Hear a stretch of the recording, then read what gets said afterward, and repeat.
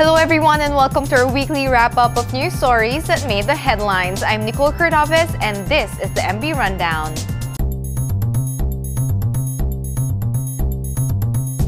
The Senate Committee on Energy will conduct a public hearing into the existing inventories of coal and oil to prevent premature increases in electricity and fuel prices. This was due to the new excise tax rates imposed by Republic Act 10963, also known as the Tax Reform for Acceleration and Inclusion, or the TRAIN Act for short. Committee Chairman Senator Sherwin Gatchalian sought the inquiry through Senate Resolution 581 that he filed last Wednesday. He said that his inquiry was meant to ensure that consumers are not being made to pay higher prices on old fuel and coal stocks that are not covered by the new excise taxes. He also noted that DOE circulars have required oil-based generation companies, oil companies, and bulk suppliers and refiners to maintain a minimum of 15 to 30 days of inventory of in-country stock of petroleum products and fuels, while coal power plants must maintain a minimum 30-day coal running inventory. Gatchalian said the legislative inquiry was necessary to monitor and evaluate electricity and fuel prices, as well as DOE's effort to prevent and deter possible abuses in the form of premature increases in generation charges and pump prices. Increases in electricity and fuel prices should only take effect once these old reserves have been depleted and new inventories, which should have entered the country after January 1, 2018, are already being used. The SEC Commission and Bank Committee has ordered the revocation of the Certificate of Incorporation of popular online media firm Rappler Incorporated and its parent company Rappler Holdings Corporation in a decision that may affect media giants that have issued Philippine depositary receipts. The SEC accused Rappler of violating constitutional restrictions on ownership and control of mass media entities because of funds coming from Omidyar Network, a fund created by eBay founder and entrepreneur Pierre Omidyar. In a statement released by Rappler, they have claimed that Rappler is 100% Filipino-owned and the Philippine Depositary Receipts, or PDRs, do not indicate ownership. This means their foreign investors, Omidyar Network and North-based media, do not own Rappler. They invest, but they do not own. In response to the SEC decision, Rappler said the SEC's kill order revoking Rappler's license to operate is the first of its kind in history, both for the Commission and for the Philippine media. In December 22, 2016, the Office of the Solicitor General asked the SEC and Bank to investigate Rappler for possible violation of the Constitution's restriction on foreign ownership of media entities.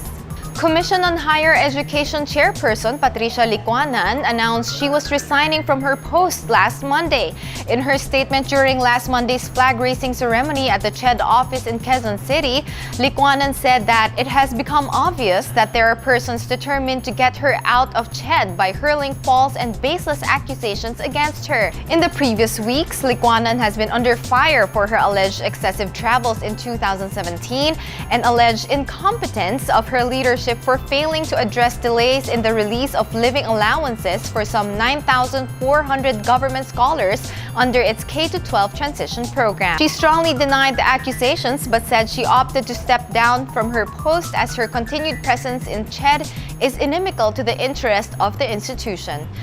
On her alleged excessive travel, Licuanan maintained that records showed that she only traveled 24 times in the past 5 years. Licuanan also noted that she has worked consistently in CHED from 6:45 a.m. until after 6 p.m. on most days and took a sick leave only for half a day in 7.5 years in the office. On December 5, 2016, Licuanan was given a desist order, banning her from attending cabinet meetings as per the directive of President Duterte. Soon after, high-ranking officials of CHED, led by former Executive Director Julito Vitriolo, requested the President to appoint a chairperson of his choice. Vitriolo then accused Licuanan of usurping the authority and power of the CHED chairmanship and further putting the plans and program of the Duterte administration in grave peril and prejudice. Licuanan was appointed as CHED chair in 2010 under the Aquino administration. She has a fixed term of 4 years and was reappointed in 2014.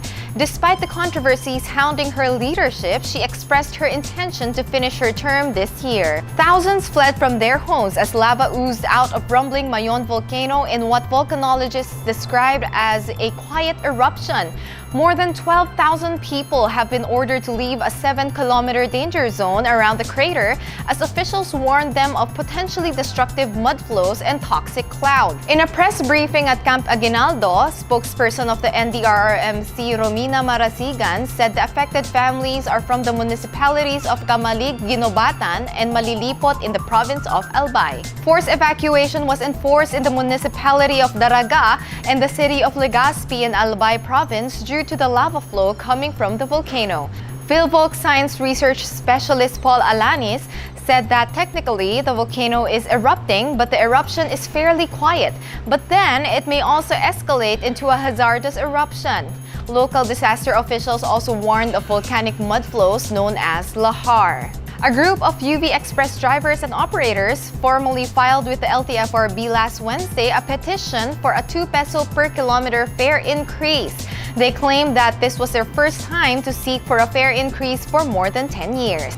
The Coalition of Operators, Drivers, Employees, or the Code X, an umbrella group of UV Express operators, filed the petition at the LTFRB office more than a week after the agency warned them to go through the process first before charging higher fares to their passengers. Code X National President Lino Marable said the 4-page petition paper listed 8 points on why they are filing for a fare increase. But the reason mainly is the expected higher operating costs brought by the new tax reform law, which took effect January 1 this year. The transport group said increasing costs of fuel, terminal fees, cost of spare parts, and even the cost of corruption or payola pushed them to file a petition for a fare hike. The group also underscored that due to heavy traffic, the turnaround time has become less, from 8 trips a day down to at least 4 trips at present. With this, Code X said that it is more than justified to request approval for an increase.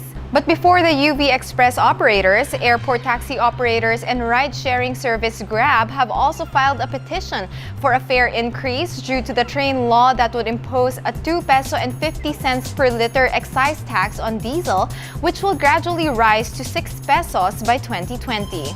Fashion czar Pitoy Moreno died Monday afternoon at the age of 86. Moreno is one of the greatest fashion designers of the country. He is credited for popularizing Filipino textile and the Maria Clara gown.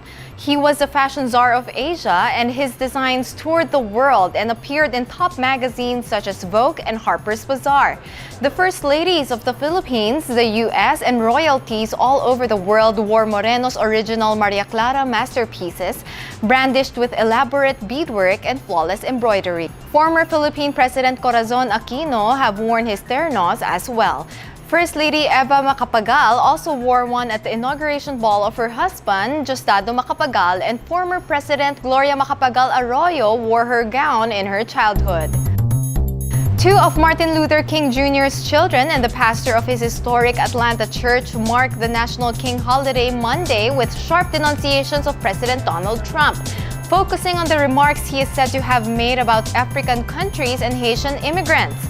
Angry pro-Haiti protesters and Trump supporters yelled at each other from opposite sides of the street near the president's Florida resort. At gatherings across the nation, activists, residents, and teachers honored the late civil rights leader on what would have been his 89th birthday and ahead of the 50th anniversary of his assassination.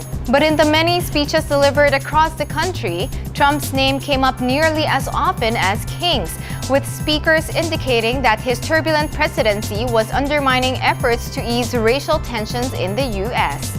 The president spent his first Martin Luther King Jr. Day in office buffeted by claims that during a meeting with senators on immigration last week, he used a vulgarity to describe African countries and questioned the need to allow more Haitians into the U.S. He also is said to have asked why the country couldn't have more immigrants from nations like Norway. In Washington, King's eldest son, Martin Luther King III, criticized Trump, saying, "When a president insists that our nation needs more citizens from white states like Norway, I don't even think we need to spend any time even talking about what it says and what it is." In Atlanta, King's daughter, the Reverend Bernice King, told hundreds of people who packed the pews of the Ebenezer Baptist Church that they cannot allow the nations of the world to embrace the words that came from Trump as a reflection of the true spirit of America. The two Koreas agreed to march together under a single flag at the Winter Olympics opening ceremony and formed a united women's ice hockey team at the Games in a further sign of easing tensions on the peninsula. North Korea said it would send a 550-member delegation to the Winter Olympics and Paralympics in the South, as the two sides met to discuss athlete numbers in the latest in a flurry of cross-border talks. Nuclear-armed Pyongyang agreed last week to take part in next month's Pyeongchang Games, which are taking place just 80 kilometers south of the demilitarized zone that divides the peninsula. Seoul has long sought to proclaim the event a peace Olympics in the face of tensions over the North's weapons programs, and the discussions represent a marked improvement.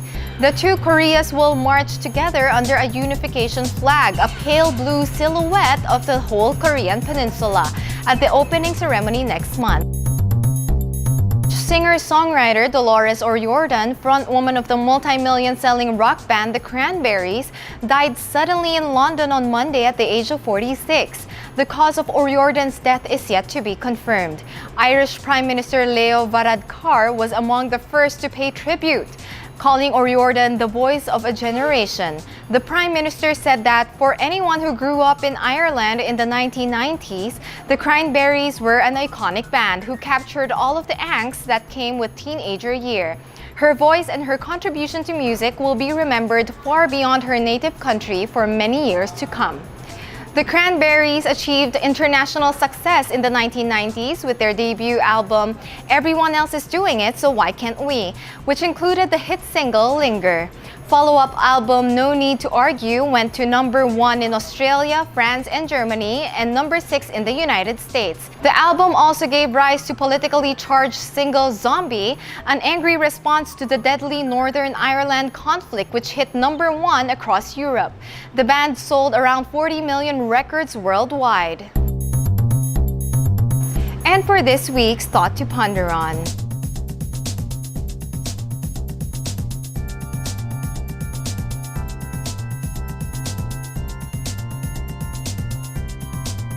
And that's it for this week's edition of the MB Rundown. I'm Nicole Cordovez. Have a great weekend.